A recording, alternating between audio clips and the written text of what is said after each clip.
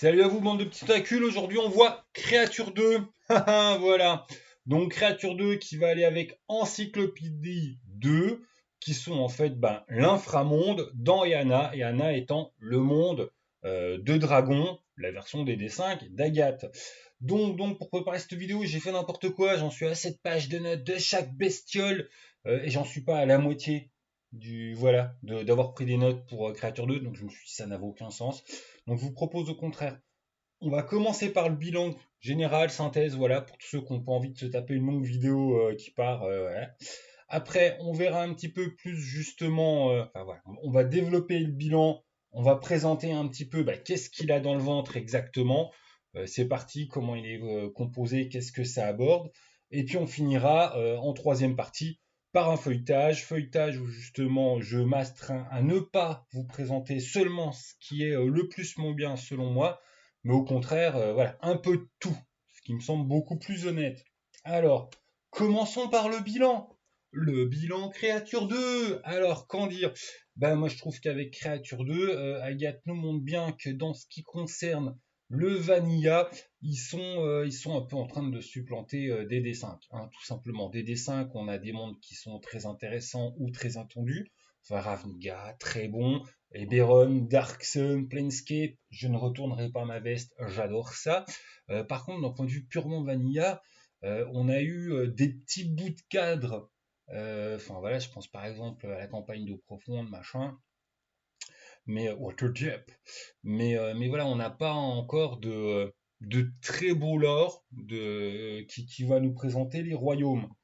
Et puis du coup, là, je trouve qu'effectivement, Eana avec Dragon, ça va être leur force.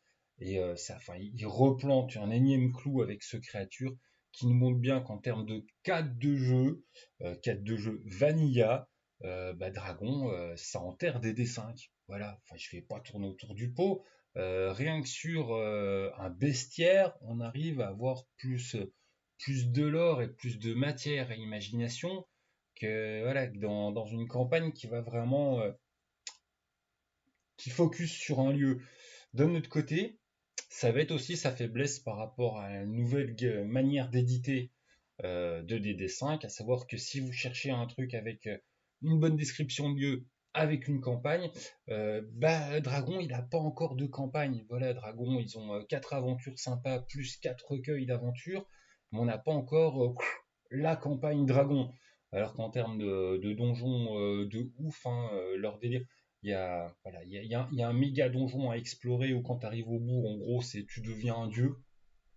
Donc là, campagne de niveau 1 à 20 avec à la clé soit divin plus apothéose. Il y a moyen de faire, mais bon, là je suis dans mes fantasmes sur la forge, l'endroit où on fait les vœux divins. Si on doit faire un bilan très simple, Dragon est très intéressant si vous cherchez tout simplement un cadre avec du lore. Voilà, avec plein de choses qui sont mises en place, avec plein de choses qui se développent, qu'à chaque à chaque nouvel opus, on se rend compte de la qualité du truc. Vous avez Dragon d'Agathe. Si vous cherchez quelque part un peu du campagne clé en main, pour l'instant, DD5 reste mieux parce que c'est leur gamme éditoriale, tout simplement. Hein. Jusqu'à ce que Agathe nous sorte une grosse campagne qui tue, j'oserais dire. Mais ce n'est pas encore fait, donc ne vendons pas la peau de l'ours. C'était le bilan. Créature 2, il nous amène plein de bestioles qui sont refaits à la sauce Agathe. Donc tu vas avoir toutes les créatures habituelles de l'inframonde, avec des petites choses supplémentaires retraitées à la sauce Agathe, à savoir leur gros méchant à eux, le chancre, qui est traité dedans, et les aberrations qui sont réécrites avec toute une histoire d'eau noire, qui viennent d'un monde voilà, qui est détruit, qui donc en fait ils font leur invasion parce que ils veulent conquérir un nouveau monde et que ça soit leur monde à eux, avec des histoires de migration des âmes, enfin, tout ça. Et c'est du tout réécrit. Créature 2, quand même, même si vous le prenez indépendamment de la gamme Dragon et Diana, va vous emmener des nouvelles bestioles. Après, il faut quand même bien avoir conscience que même si ça sent qu'ils essaient de faire leur délire, qu'Agathe essaie de faire du tout modulaire et que tu peux quand même avoir Créature 2, même si tu ne suis pas la gamme Diana, pour dire bah oui, ça marche. Mais l'intérêt de Créature 2, justement, c'est qu'il va t'amener, enfin, chaque bestiole est réécrit par rapport au lore général, avec voilà, plein de légendes et puis de liens au lore. Donc, selon moi, c'est vraiment le grand intérêt. Créature 2 s'inscrit dans l'immense truc qu'ils sont en train de bâtir. Et ça met beaucoup l'eau à la bouche pour l'encyclopédie 2, à savoir les lieux, les cultures, les objets, machin, qui va venir compléter en fait Créature 2. Créature 2 et Encyclopédie 2, en fait, c'est tout l'inframonde d'Eana. Et puis, Créature, c'est les bestioles, alors ça bloque. Et puis encyclopédie, c'est les lieux, les sociétés, et tout ça. Voilà. Et puis c'est à peu près tout hein, en termes de bilan général. Voilà, voilà. Hop. Ah non, j'ai oublié dans les trucs généraux. 39,90 pour 396 pages. Donc voilà, voilà. C'est un bon rapport ratio qualité-prix. Bon. Donc, rentrons un peu plus dans le détail. Qu'est-ce qui va nous proposer? Le bouquin est divisé par la table des matières en deux parties, les rencontres dans l'inframonde, on va jusqu'à la page 231, et le chancre du plan matériel, on va jusqu'à la page 375. Après, on a des annexes qui vont compléter ça jusqu'à 396, donc où tu as surtout les périls de l'inframonde, tout simplement. Donc, c'est pas que du tout du piège, mais c'est piège et événements, et puis tout ça dans l'inframonde. Annexe utile, mais voilà, raison de sauter sur Créature 2. Personnellement, je le diviserai un petit peu autrement. On va mettre les annexes de côté. À savoir qu'on va voir les races jouables de l'inframonde jusqu'à la page 47. On va fouiner ça à peine après. On va voir les bestioles classiques revisitées à la sauce Agathe de 48 à 189. Avec entre autres les dragons pâles, descendants des voyageurs, les grandes bestioles qui étaient là, voilà, au tout début du monde des Hanna. Ensuite, de la page 190 à 231, on a les créatures d'eau noire, à savoir c'est tout ce qui est aberration, Aboleth Co. Après, on va attaquer la grosse seconde partie du livre qui est dédiée au fléau. Donc, page 242, on va avoir un type au chancre, un type de chancre, c'est justement les fléaux. Et à partir de la page 306, on va avoir les sublimes. Donc, en fait, quelque chose de beaucoup moins destruction directe et plus comme la nature recrée. Donc, c'est pas quelque chose en harmonie avec la nature, c'est juste que c'est pas du tout quelque chose qui est le sublime. C'est pas forcément méga offensif, hein. Tu peux avoir par exemple, les centaures sublimés, ils sont cool. Ça peut être très mignon, ça peut être très beau. Enfin, le sublime peut être gentil, mais bon, ça reste quelque chose quand même qui est insidieux et qui, petit à petit, remplace la nature originelle par une nouvelle forme de nature sublimée. Donc voilà, c'est pas du gros méchant destructeur, mais c'est pas parfait non plus, hein. Vous noterez que de la page 231 à 242, il y a un vide, mais en fait, c'est le nouveau kit pour pouvoir réutiliser le champ. Enfin, des nouveaux trucs, boîte à outils. Voilà, boîte à outils champ creuse, tout simplement. Donc, hop, j'ai mis plein de trucs. On va mettre la pause, le temps de rien. Bon, je me notais bien moi-même de bien rappeler que le classique révisité, c'est vraiment tout ce qui peut être pour du DD5 Vanilla. Là, c'est très simple d'y reprendre et puis d'y mettre dans tout l'univers de Vanilla, sachant quand même à chaque fois, il y a des petites touches qui lient au background général d'Eana. Et par rapport à ça, Eana, enfin Dragon, n'est pas un jeu à secret, mais en fait, il est tellement grand, il y a déjà tellement de lore que tu sens qui est mis en place. On l'a dit plusieurs fois en interview, enfin, ils ont des giga stocks par rapport encore à tout ce qui reste à sortir. En fait, le monde est tellement grand que des fois, il peut donner une petite impression de jeu à secret, et c'est pas du tout en fait un jeu secret, c'est juste pas. On n'a pas encore tout vu, donc on n'a pas encore toutes les pièces du puzzle. Mais c'est pas, enfin voilà, je voulais juste insister, c'est pas un jeu à secret, même si personnellement, quand je le lis, voilà, je suis à la recherche de la petite phrase qui dit ah, il y aura peut-être ça dans Encyclopédie 2, où on s'est lié par rapport à ça qu'on connaît du livre de base ou de l'Encyclopédie 1, et que parce que il reste encore des grandes choses à développer. En gros trip, hein, c'est par rapport à la forge du destin, par rapport aux dieux, il y a l'air d'avoir des trucs aussi un peu pas chelou, mais il y a encore pas mal de choses qui doivent être à raconter. Donc oui, Dragon n'est pas un jeu à mystère. On aura tout au fil des sorties tout simplement des tomes. Après, il y a tellement en fait à raconter qui t'ont pas du tout condensé dans les bouquins de base, et donc bah, ouais, il y a des choses qui, non pas qui tissent du mystère, mais tu sens qu'il va y avoir des développements dans ce sens-là. Alors, le truc qui intéresse aussi beaucoup les joueurs, qu'est-ce qu'on a comme nouvel type de créature jouable? Alors, on a les draws que bon, on verra au feuilletage spécifique, mais en clair, les draws, ce qui va beaucoup changer, c'est déjà, il n'y a pas l'hôte, hein. L'hôte, c'est DD5, un petit logo réservé, tout ça. Bon, t'as la mère araignée quand même. Ils ont développé pas mal de nouvelles philosophies, en fait, des draws, qui vont permettre de jouer autre chose que du druide, tout simplement.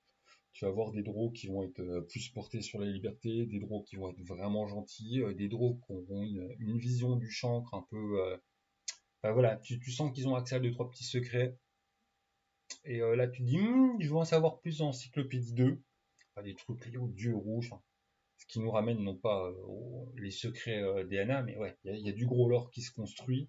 Donc les draws donnent beaucoup envie l'Encyclopédie 2, en sachant que mécaniquement, c'est les moins transformés au sens bah draw, voilà, t'as qu'une sous, enfin c'est même une variation d'elfe, t'as pas de sous-espèce de draw. Et dans ce qui va être amené, c'est des nouvelles philosophies et tout aussi des points par rapport au cauchemar, sachant que bah, les elfes d'Anna, s'ils rêvent pas, c'est parce que, enfin, s'ils font les trans et qu'ils dorment pas, parce que quand ils rêvent, ils sont en contact avec le chancre et puis ils peuvent devenir des portes à chancre monstrueuses. Enfin, voilà. Ce qui fait qu'un ado elfe, surtout un ado draw qui n'a pas maîtrisé la transe, on le zigouille parce qu'on veut pas garder le risque de ce truc. Et même là, c'est ambigu. Voilà. On entend l'encyclopédie 2 pour en savoir un peu plus sur les draws. Les draws, quelque part, l'espèce la moins retravaillée, au sens, bah, c'est en fait nos draws classiques, retravaillés avec un côté moins, c'est que des méchants, moins d'influence de la mère araignée, et les rendre plus jouables avec des diversités de philosophies plus variées, ce qui fait qu'on peut avoir pas mal de styles de roleplay de draws. Ensuite, on a les Duergar, enfin les nains gris, les nains des profondeurs. Là, on va avoir deux sous-espèces, les types vieilles pierres et les types abyssaux, en sachant que les vieilles pierres, c'est un peu les classiques, sauf qu'ils sont beaucoup plus nobles que ce qu'on avait à l'habitude sous les D5. C'est des sages, des guides, des mages, des voleurs. Visuellement, ils ont vraiment la classe. Je vous invite à aller jeter un petit coup d'œil au niveau de... Quand on va tourner les pages, ils sont vraiment beaux gosses. Ils ont une culture assez complexe qui fait que les concepts de bien et de mal, ça devient, enfin, c'est un peu dépassé chez eux. C'est pas du tout des méchants, mais voilà, ils sont assez subtils, ça c'est pareil. C'est évoqué par rapport à tout ce qui est stat block, puis créate perso, mais on en saura plus dans l'encyclopédie. Et les abyssaux, c'est en fait des druides qui sont enfoncés dans certains coins où la magie elle était défaillante. Et ils ont développé en fait beaucoup de technologies et un petit peu de techno-magique. Et par rapport à ça, bah, tu vas avoir les nouveaux dons qui vont te permettre voilà, d'acquérir puis de faire marcher les trucs. Mais au point, enfin, ils ont découvert une nouvelle forme d'espace mystique, que je dise bien pour pas massacrer, parce que c'est encore un nom, l'ATA cristallin, qui sont en train de créer voilà, pas des véhicules pour aller d'un point à un autre, des espèces de téléportation par ce truc planaire, machin qu'on ne sait pas encore trop.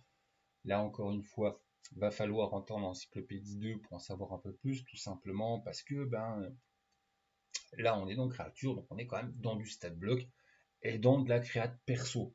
Voilà, mais les deux regards super classe, qui ont des constructions très cristallines, enfin voilà, des beaux gosses.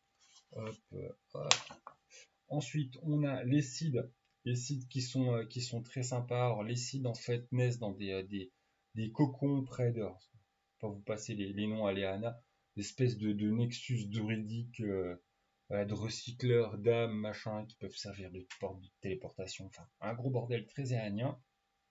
Mais en clair, sont quand même très liés à Mère Nature. Et c'est des âmes réincarnées. Et on va avoir trois types de variantes de Cid. Le Cid naturel, le Cid des racines, ce qui est assez lié justement aux forces druidiques du monde, qui sont liées à Yana et au Melosa, qui ont bah, comme particularité justement, pour pouvoir se souvenir un peu leur vie intérieure, qui sont en fait les Cids normaux.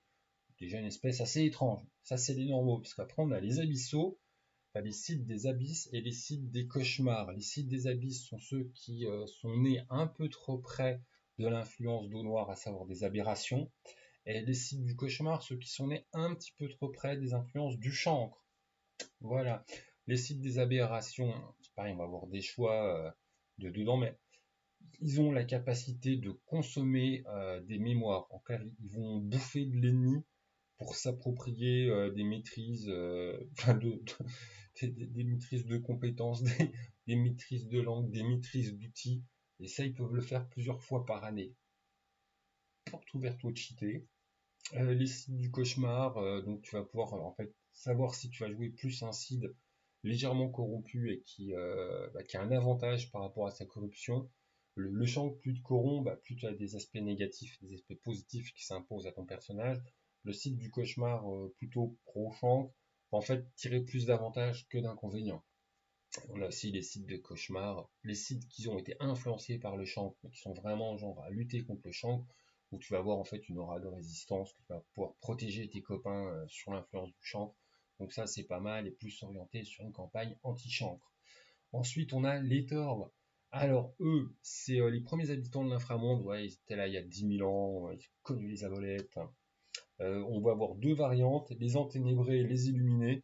Les illuminés c'est un peu les gentils, alors ça, j'ai oublié de dire, oui, c'est aussi, ils sont plus ou moins aveugles, mais pas tous.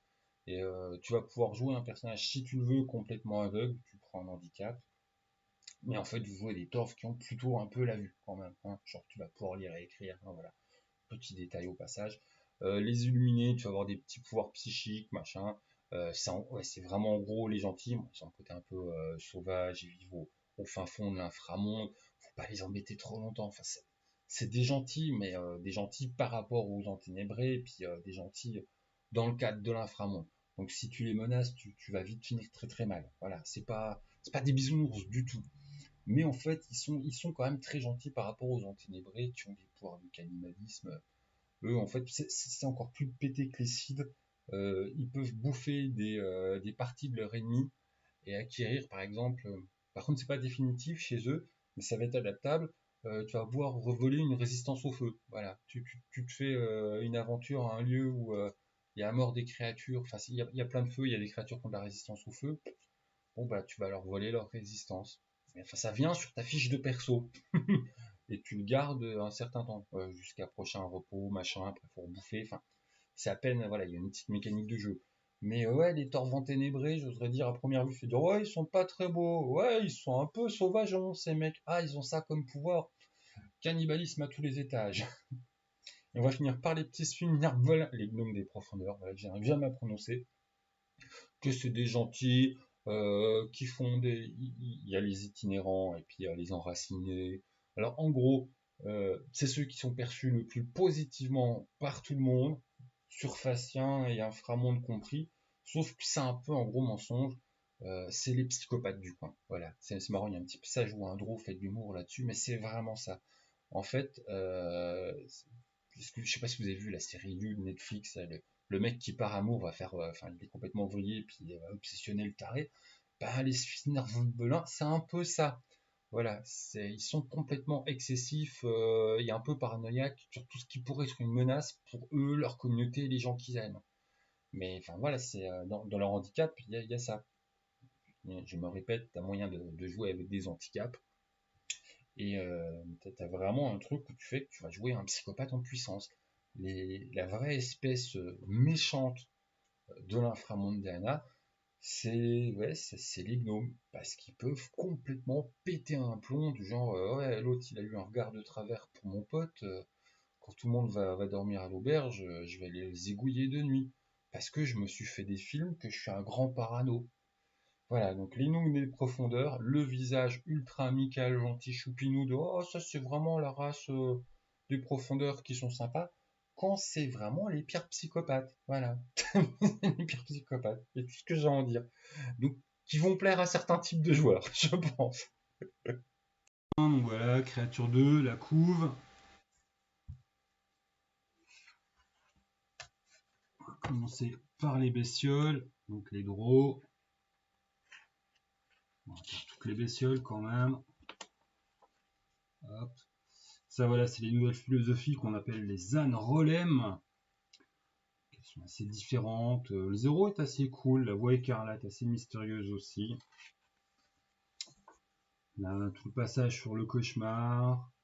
la société matriarcale qui est en train de partir en zoulette, les demi-draws, tous les traits de draw, les handicaps spécifiques aux draws, les duergars, belle surprise, qui ont une bonne tronche du coup. Alors, la brève histoire de la lignée, ils ont vraiment ils ont de la gueule quoi. Et leur type d'architecture, des trucs très cristallins, très c'est du joli. Les explorateurs de l'espace, ATA cristallin, mon dieu. Voilà, les nouveaux dons, bien intéressants. Les cides, ils ont une tronche, je leur arracherai leur petit truc là. C'est un psychopathe. Hein. Donc les aventuriers nouveau-nés, puisqu'ils naissent quasi adolescents. Voilà, et ça, les trois sous-types de cides, les normaux, racines, abysses, cauchemars. Les cimaïens, les torves, quoi. Je dis tout le temps les torves, moi, mais bon. Voilà, moi je dis n'importe quoi. Avec les lumineux et puis les enténébrés avec leur bon petit pouvoir cannibale. Ils sont pas, c'est pas des beaux gosses. Hein. On n'est pas sur beaugosse.com. Leurs outils, armes à silex. Et les petits psychopathes des profondeurs. Oh, qu'on est tout mimi, qu'on est tout gentil, qu'on est copain avec tout le monde, qu'on dit jamais le mal de personne. La rage. Ils ont des gros problèmes de comportement. Leur handicap, rage protectrice, ça dit parfaitement son nom. Après bon, combattant des tunnels, on a plein de types d'escouades, là un mélange de drôles et puis de gobelins. On va pas tous les faire, il y a aussi les trucs spécifiques aux drôles, spécifiques aux dragas. Oh, un joli draw. Voilà, moi je le trouve assez sympa, le troupier, hein, on parlait de là. Eux ils ont un côté très scientifique, bah voilà, l'espèce marine débarque dans Yana. Enfin, je déconne, mais vous avez compris l'idée. Hop, il y a aussi les lézards de monde. On va pas toutes les faire si on n'a pas fini.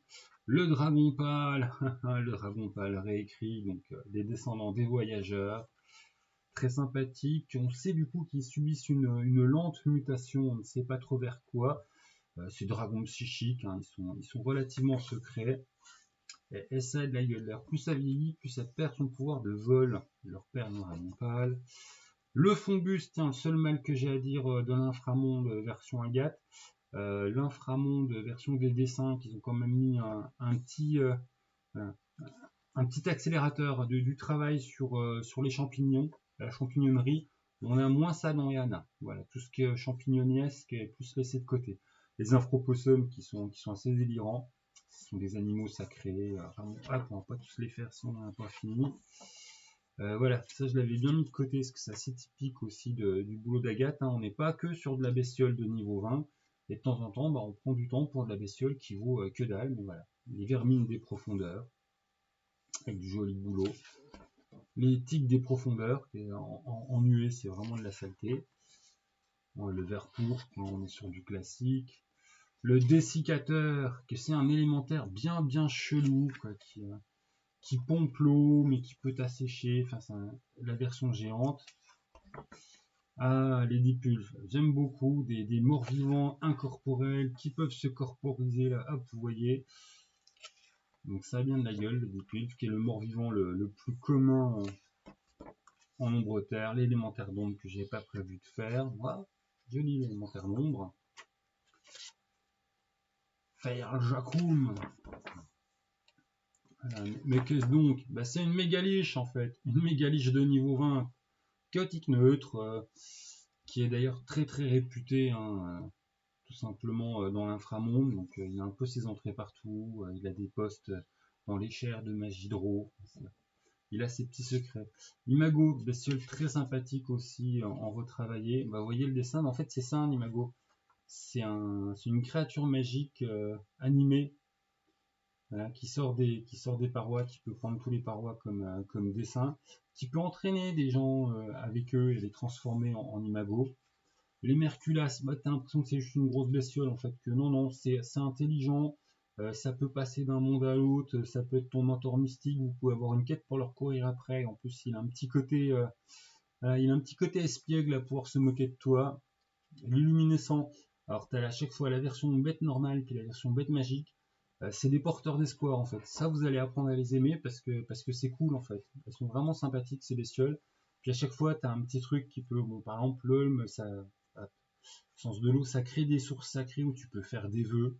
Puis les vœux sont bien cheatés. Eux, c'est pareil, tu peux en faire des copains. Et à chaque fois, hein, la version magique, la version fée, en fait, est très intelligente. On va pas tous les faire, mais à chaque fois, ils ont des petits trucs mystiques assez sympas. Pourquoi j'ai sélectionné le Ramari? Ah oui, parce que ça, en fait, c'est pas du champignon géant, c'est de la fée. Ça ressemble beaucoup à du champignon. Ça amène beaucoup de bazar. Hein. Les voir pousser près de ton village, c'est la merde. Par contre, ça peut créer des Maelosa. Donc un truc assez positif pour le monde, un truc qui intéressera bien les druides. Enfin, on rentre dans les spécifiques à Yana. Bon alors, hop, depuis au noir. Voilà, on a tout le blabla kit pour bien te faire comprendre c'est quoi les aberrations, comment ça marche et tout ça. Et après, ben hop, on est sur une liste d'aberrations. Donc on connaît l'origine des abolettes, l'origine de noir. Bon, pour en savoir à mon avis encore plus, il va falloir attendre le supplément, mais au noir c'est vraiment un monde dans le monde. Littéralement, hein. C'est un monde qui vient d'ailleurs, qui a tenté de parasiter Eana pour survivre. Donc de leur point de vue, en fait, les aberrations, c'est pas des méchants, hein, c'est juste des bestioles qui tentent de survivre. Bon, elles ont décidé que du coup, toi, tu n'allais pas survivre. Donc, c'est un petit côté quand même pas forcément sympathique. Par exemple, ça, c'est une aberration. La ménobérante, qui est juste une bestiole. Par contre, ouais, la version supérieure, c'est un truc très intelligent et pas forcément sympathique. Les sionovolantes, enfin, on va pas faire toutes les aberrations. Les aberrations sympathiques, l'aspect pantin. Quelqu'un de, bah, voilà, quelqu'un de normal, une fois qu'il est soumis au pouvoir. Et puis là, les aberrations plus du type classique, les trucs bien dégueulasses, entre les parasites, les machins mutés dégueux. Et puis tu as les règles pour savoir. Alors les réceptax, pareil, réceptax, c'est une créature normale du monde d'Eana qui du coup se retrouve à avoir muté puis être envahi par une âme qui vient d'eau noire. Les petits Cthulhu de Dédé, hein, voilà, avec le tyran beaucoup plus fort. Et les marionnettistes, alors ils ont tous de la gueule, ils sont tous uniques. Et alors, donc c'est des créatures, des aberrations, mais ils peuvent avoir leur propre projet. Enfin, ça sent la grosse opposition et la magouille à plein nez. Donc des personnages intéressants. Puis ce qui est bien aussi, ils n'ont pas un niveau de facteur de puissance totalement délirant au niveau 20. Donc tu vas quand même pouvoir le mettre comme grand ennemi d'une campagne. Alors vous noterez un alignement neutre ou non aligné. Donc c'est intéressant, c'est pas des machines à tuer, c'est des bons gros magouilleurs. Parce qu'ils aiment agir de manière indirecte. Voilà. On va le dire clairement. Le champ du plan matériel, donc bah, tu as tout le comment utiliser le champ, les sous-types prince, cauchemar, sublime, enfin, les trucs mécaniques sur comment tu peux avoir ça. Hop, on va arriver sur les bestioles à proprement parler. Alors, ça c'est un prince du bon gros PNJ niveau 18, bien violente avec son épée magique qui le fait. Bon, des créatures du chancre. Voilà, des avortos chancreux, Bouberk, c'est pas beau. Hop, il y en a plein comme ça. Les chimères gémellaires, des trucs bien dégueulasses en fait, des fusions de deux autres types de bestioles. Bon, bah là, t'as vert pourpre avec je sais pas quoi comme humanoïde, mais tu peux avoir d'autres genres. Hein. Humanoïde plus hibou, des humanoïdes confusionnés avec un truc chelou. Enfin voilà. On prend deux bestioles et puis on les fusionne, merci le chancre. Et ça te donne un ravageur pas gentil. Les enlaceurs qui maintenant sont de chancre, les éteints qui sont du chancre, les éteints mystiques encore plus voilà, chaotiques mauvais, ou non alignés, ou pas du tout de bestiole. Enfin voilà, on n'est pas sur de la bestiole. L'éteint est réécrit pour être du type justement chancreux. Fonceur, un gros fonceur bourrin. Ouais, ah ça j'aime bien. Germe palpitante, truc bien dégueulasse. Hein. Et ça, en fait, voilà, les prémices sont seulement à un quart. Tu peux les faire apparaître assez facilement dans tes aventures. Bon, ça donne quand même de la grosse bestiole à moyen terme. On avait dit qu'on faisait pas tout, Benoît. Hein, t'as pris des petites notes pour ça. Et là, on arrive sur les sublimés. Donc, une variation du chancre qu'on ne sait pas exactement d'où ça vient, que c'est peut-être lié au dieu rouge ou pas. Il y a un des humains qui est devenu divin, qu'on ne sait pas trop quel vœu exactement il a fait, puis il y en a qui disent que ça serait peut-être pour influencer le chancre, mais on ne sait pas. Il y a des légendes qui disent aussi que ça, l'aspect chancre sublimé, ça vient d'un druide qui a réussi à transformer le chancre de l'intérieur. Les centaures, donc des créatures sublimées du champ, bah, qui sont plutôt, c'est des chaotiques en termes d'alignement, mais qui sont plutôt cool, hein, ça attaque pas du tout à vue, et puis il y a une tendance à porter secours aux voyageurs qui est un peu dans la merde. C'est pas du tout des créatures agressives. Puis elles ont la classe, elles sont belles. Voilà. Encore de la bestiole sublimée. On voit bien que du coup les sublimés, enfin on les prend souvent pour des fées, c'est pas des gros monstres dégoûtants. Les bêtes supprimées sont non alignées, puis sinon ça peut être loyal, ça peut être bon, ça peut être chaotique. Petite tendance à être chaotique quand même. Voilà, un dragon sublimé, ça a vraiment de la gueule. C'est de la grosse bestiole niveau 20, hein. On repère. Les Driders, les Driders ça se retrouve aussi maintenant dans les créatures sublimées, vénérées par les gros. Les harpies aussi. Ah, des moves, mon dieu, YouTube. Le jardinier, j'en parlais, le fameux druide qui aurait transformé le champ depuis l'intérieur. Ça n'a pas l'air très très sympathique comme bestiole. Donc un PNJ unique. Ça c'est pareil, c'est une PNJ unique. Une bonne grosse bestiole niveau 20. Loyal neutre. Voilà, on va pas tous les faire, mais c'est les types des créatures sublimées. Donc on est sur un chancre avec une nouvelle forme qui réécrit tout simplement la nature. Voilà, voilà. Et puis hop, après on a les périls des profondeurs. L'inspiration des profondeurs et les petits événements liés à Yana. Voilà, c'était Yana. 39,90 pour vraiment un très bel ouvrage. Créature 2, c'est du succès. Créature 2, ça donne beaucoup envie de voir tout simplement Encyclopédie 2, qui est encore d'ailleurs en financement pour l'heure où je filme 2-3 jours. Voilà, je pense que jeudi, ça doit être le dernier jour de mémoire. Et puis voilà. Salut les gens, jouez bien et bonne découverte d'Anna pour ceux qui sont conquis.